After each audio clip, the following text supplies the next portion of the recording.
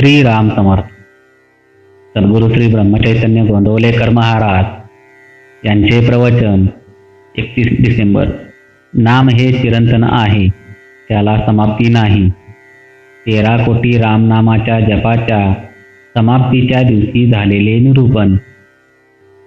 खरे पाहिले म्हणजे आपण जपाची जी समाप्ती करतो ती केवळ अज्ञानामुळे. कारण नाम हे चिरंतन आणि काळापलीकडचे आहे. त्याचे महात्म्य कळायला फार कठीण आहे. देवाला अत्यंत प्रिय जर काही असेल तर ते म्हणजे त्याचे नाम. ते घेतल्याने तो आपलासा होईल. देव नामाशिवाय राहू शकत नाही.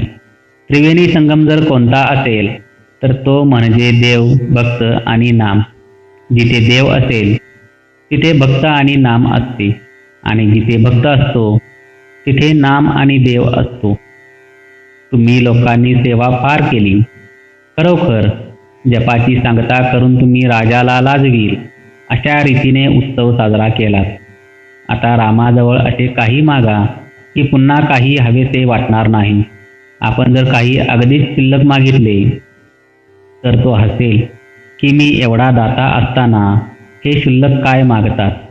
तर आता त्याच्याजवळ देवा माझे समाधान निरंतर टिकू दे आणि तुझ्या नामाचे प्रेम दे, हेच मागणे मागा. भगवंताला पूर्ण चरण जाऊन सांगा, भगवंता मी हा असा आहे, यात सुधारणा होणे माझ्या हाती नाही. रामा मी तुझे नाम मरणापर्यंत घेईन तरच जगेन. स्त्रियांनी एकच करावे. पती देवासमान मानून देहाने त्याचे व्हावे आणि मनाने देवाचे व्हावे. प्रपंच हा परमार्थाचा लाभ होण्यासाठी करावा. कुठेही गुंतून राहू नये. कोणत्याही उपाधीत सापडू नये. उपाधिरहित राहण्याचे साधन म्हणजे उपाधिरहित असलेले भगवंताचे नाम सतत घेणे. नाम घेतल्याने श्रद्धा दृढ होईल आणि नामाची गोडी लागेल. जसे पाणी गोठल्यावर बर्फ होतो त्याप्रमाणे नाम घेतल्याने श्रद्धा घट्ट होते. श्रद्धेमुळे देवाला तुम्हाला भेटावेच लागेल. तुम्ही अखंड नाम घेत राहा. देव तुम्हाला खात्रीने भेटेल याबद्दल शंका बाळगू नका. परमार्थ आणि व्यवहार यांची उत्तम सांगड घालावी. परमार्थाबद्दल नसत्या शंका घेऊ नयेत. आजच्या या दिवसापासून आपण आपल्या मुलाला जितक्या आपलेपणाने हाक मारतो तितक्या आपलेपणाने देवाला हाक मारा. आणि आतापर्यंत जितक्या आवडीने भगवंताचे नाम घेतलेत तितक्या किंवा त्याच्याही पेक्षा जास्त आवडीने आणि निष्ठेने ते घ्या.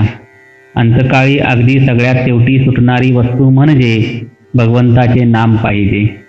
नामात शेवटचा श्वास गेला पाहिजे.